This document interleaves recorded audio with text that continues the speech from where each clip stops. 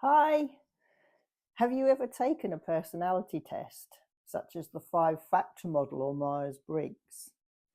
Did it help you understand yourself more deeply? Why some situations feel comfortable and natural, and others leave you feeling stressed out or overwhelmed? I believe we can apply a very similar concept when it comes to understanding dogs, instead of using labels such as fearful, anxious, or reactive. Applying generic advice to all dogs under a certain label has one major flaw. We try to treat the symptoms, not the cause. But by understanding a dog's functional character, we start working with their innate behavioural role, and that changes everything. If we can truly understand who a dog is at their core, their functional character, we can support them in a far more precise and meaningful way. I was introduced to canine functional characters in 2016 by Dr Isla Fishburn, and I've been studying them ever since. And this knowledge has completely transformed my behaviour consultations and training classes. I stopped asking, how do we adjust or stop this behaviour? And started asking, what is the root of this behaviour? Where does it come from? Just to be clear, functional character isn't about putting dogs into rigid boxes. These are not just another set of labels, but a clearer way to know and understand dogs. The problem with general behaviour labels is simple. They describe what the dog is doing, but not why. Take two dogs that bark at strangers, for example. The reason behind that behaviour could be completely different. One dog may be genetically predisposed to scan the environment and alert their group to potential danger. The other may simply be overwhelmed and lacking confidence or carrying trauma. From the outside, the behaviour can look very similar, but the motivation driving it is very different.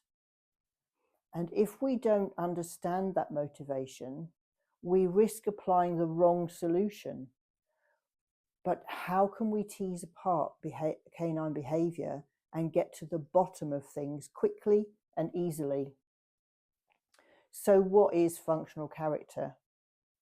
Functional character refers to the innate behavioural role a dog is predisposed to perform within a social group.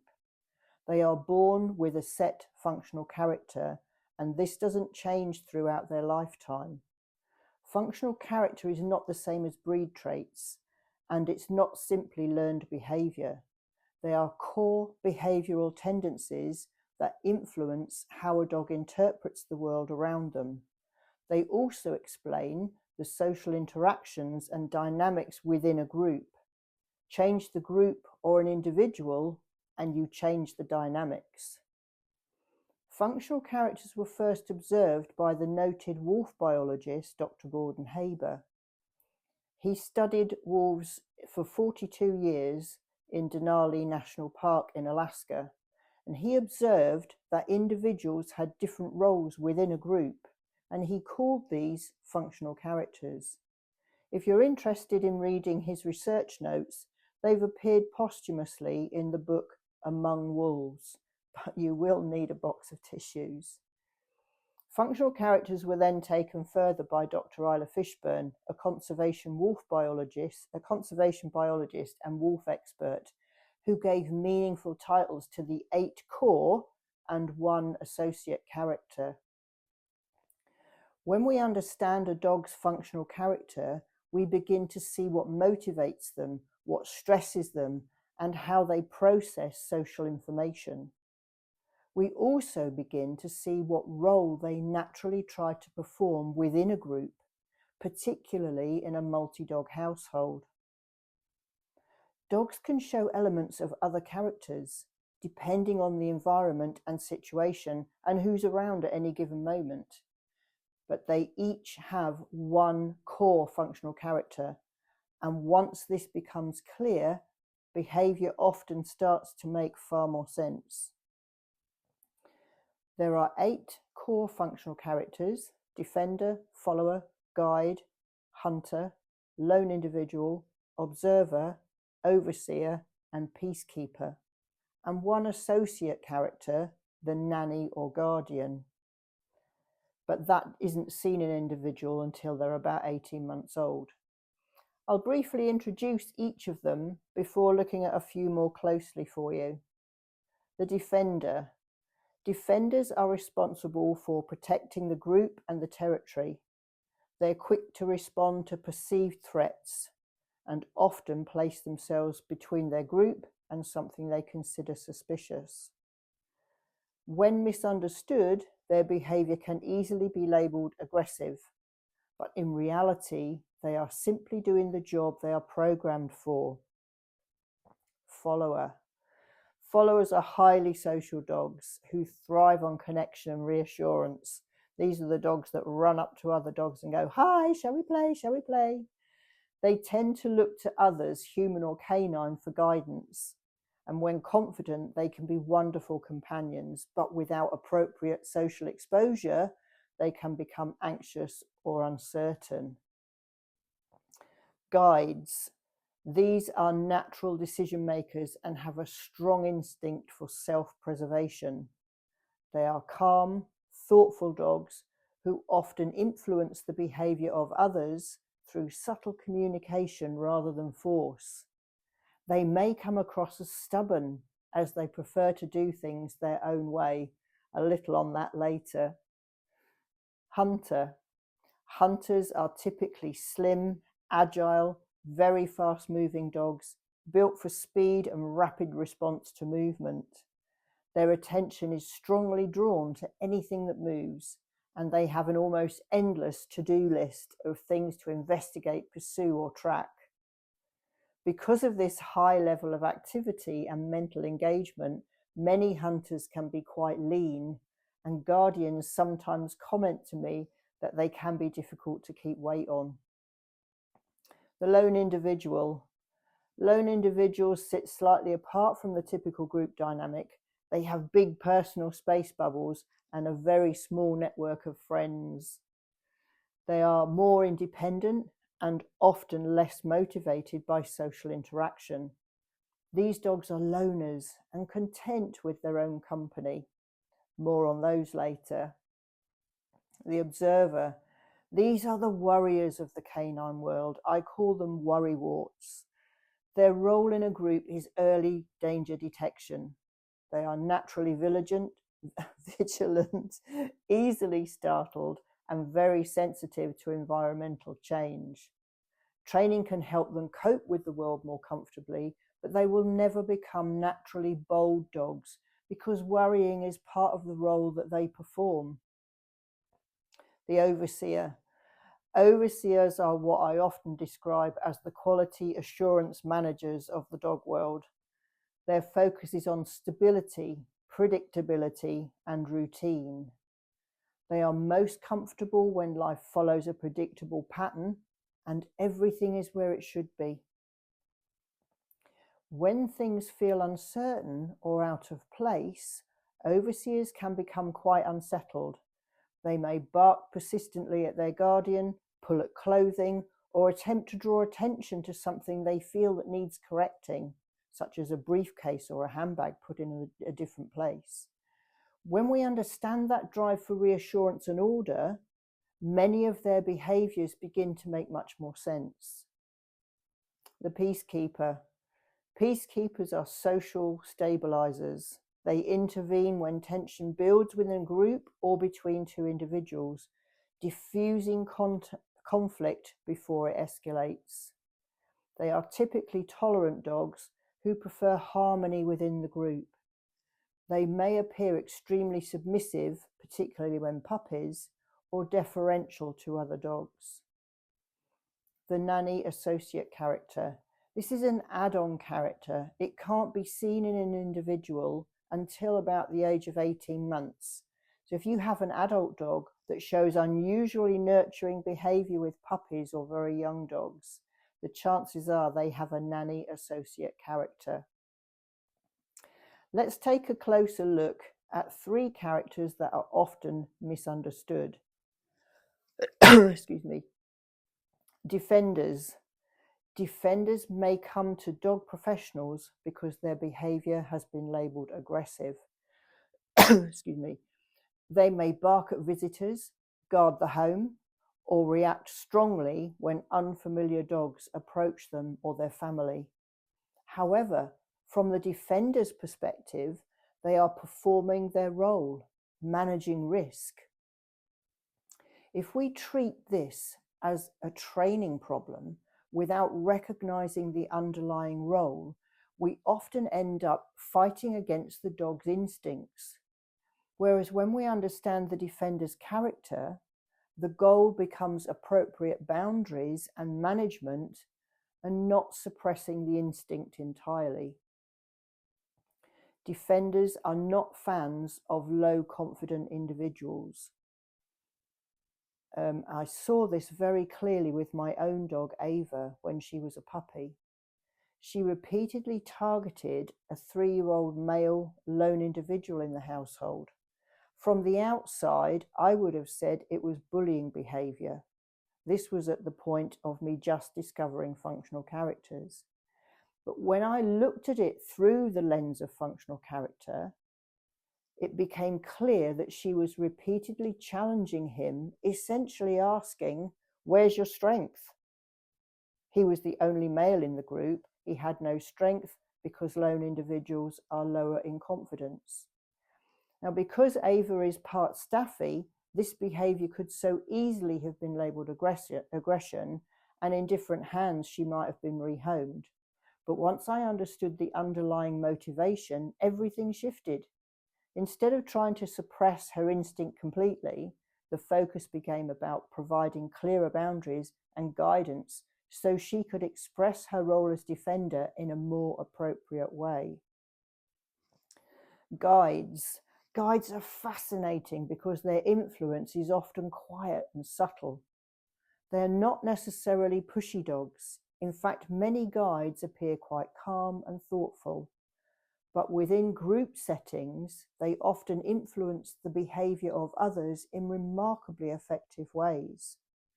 They may interrupt escalating interactions, particularly if there's no peacekeeper in the group.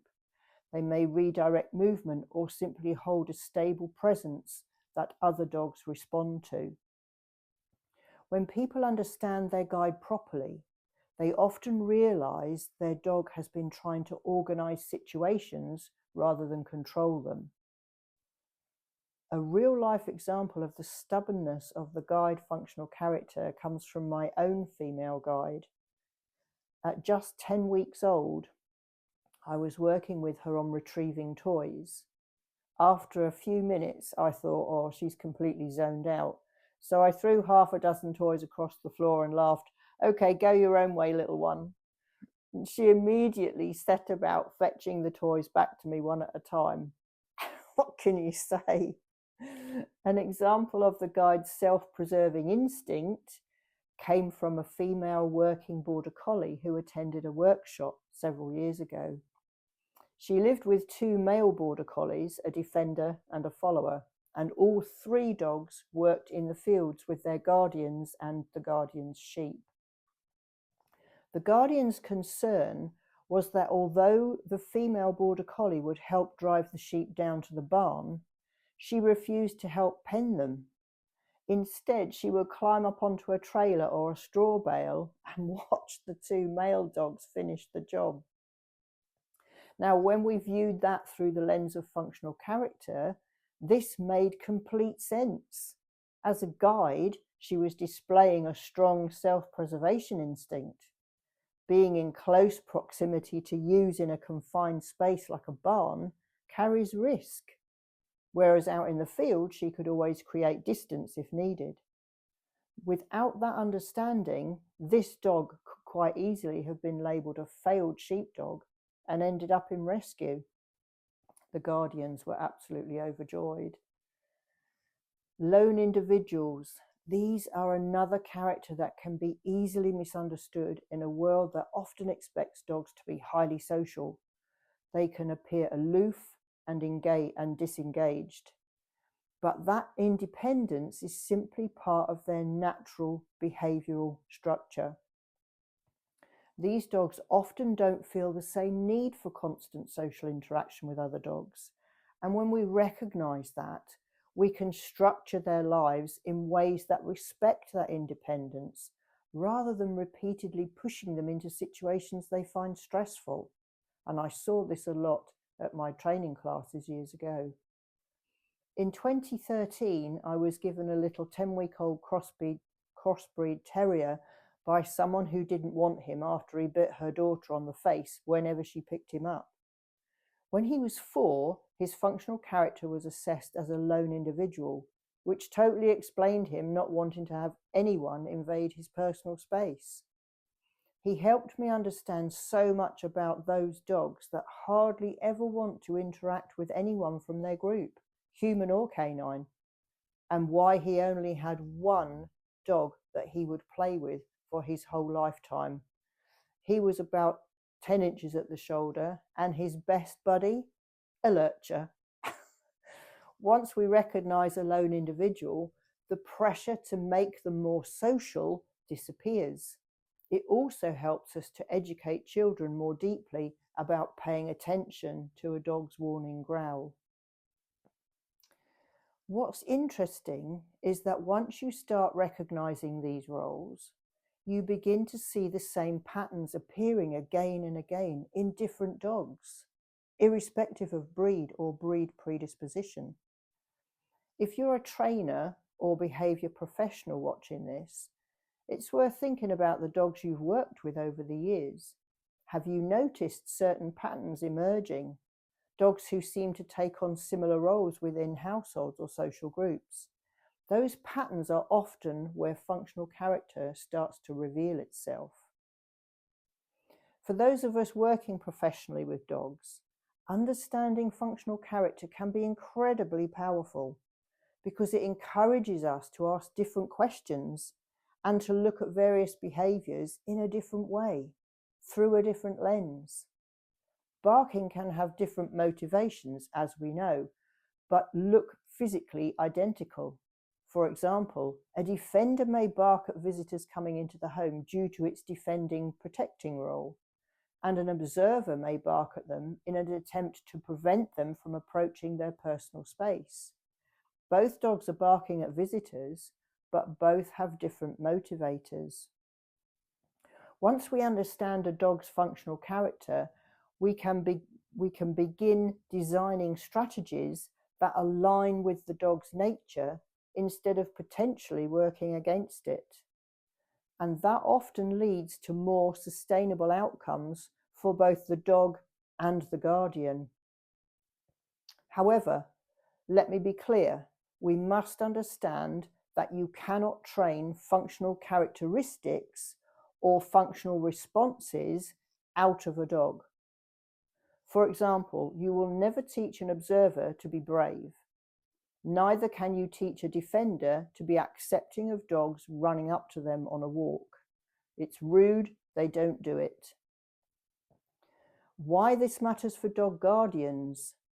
For dog guardians, understanding functional character can be incredibly reassuring.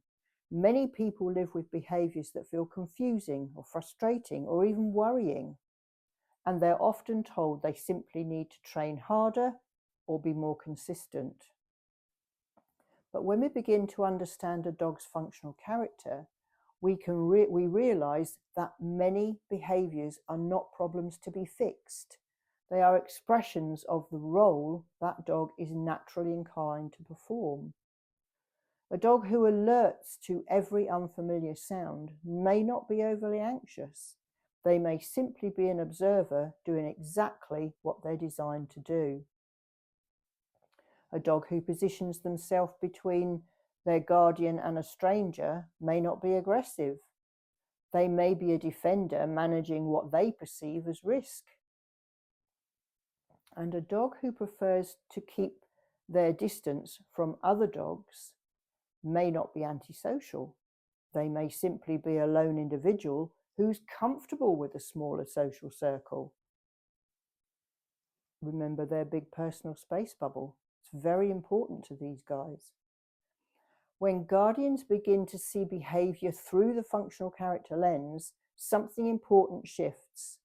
The focus moves away from trying to change the dog's nature and towards understanding how to support that dog more appropriately.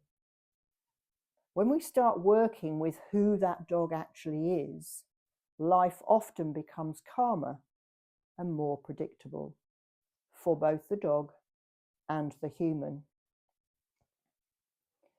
When we begin to recognize these patterns and take the time to understand a dog's functional character, behavior stops looking random.